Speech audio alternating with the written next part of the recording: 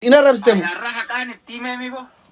no ummata kanatti naqay melal warra amma khafaaw de garra badadinam feenu binziqinnam feenu gufana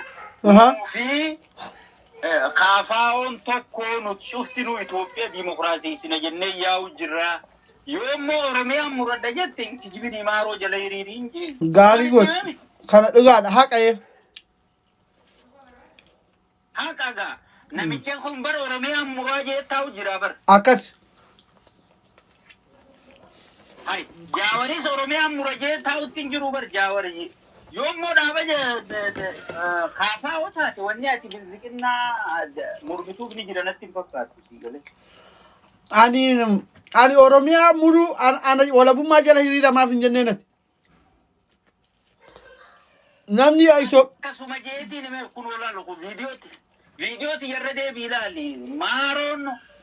ammaroon leen fedhu siyaasaa san leen fedhu ittilleen amanu garuu yoo biyya murajette dhaaba siyaasaa jabaa tokko qabaachuu qabdanii geeni hiriira kanallee wanni hiriirri kanatti faayidaa dhabeef hiriirri dhaaba siyaasaatiin hin hoogganamne hawaasni dhaaba siyaasaa tokkoon hin hoogganamne booddisaa akkanuma dhaaba siyaasaa tokko jabaa qabaachuu qabdanii dhaabni siyaasaa sun ko akkami ankaafaawoniin deeggaraa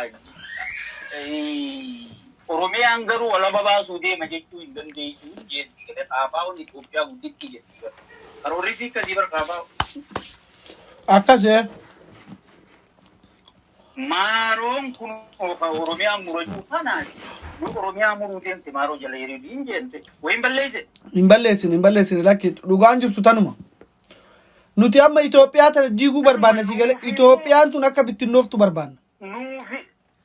akkas ilaalu kunu akkas ilaala amma walii galle amma nuufi khaafaawon Itoophiyaa bittinneessuun barbaannu beekatu isini suni danta mataa keessaniiti suni amma waan nu laalatuun qabu nuti garuu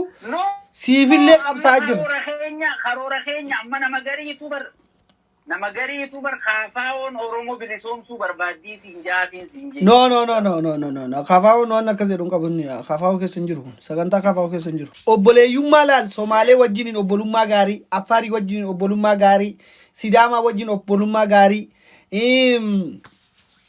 warra Agaw wajjiniin obbolummaa gaarii warra maanni Qimaantii wajjin obbolummaa gaarii akkasitti biyya bareedduu ijaarranna malee Itoophiyaa kaleessa Hayilee Fidaafaa nyaatte Baaroo Tumsaafaa nyaatte jaarraa abbaa gadaafaa bosonatti galchitee reeffisaa biyyatti gal Itoophiyaa tana abadan inuma ni ijaaru si gale kana dubbin amma karoorri isin amma plaana qabda you got a plan jechuudha yes of course we have bro goolii qabda namni goolii qabna sirriitti warri goolii isin qabanii bar isaan uummata jazbaadha dhiisi uummata jazbaa kan waa takka hin beekne jazbaadha warri kun gooliin teessantu waan feete haa taatu feetutti milkooytan taatu garuu isin you got a goal yep of course goolii malee kaayyoo malee hin deemu sinaarusu si galee namni goolii qabu yaa garuu akkanumatti wacha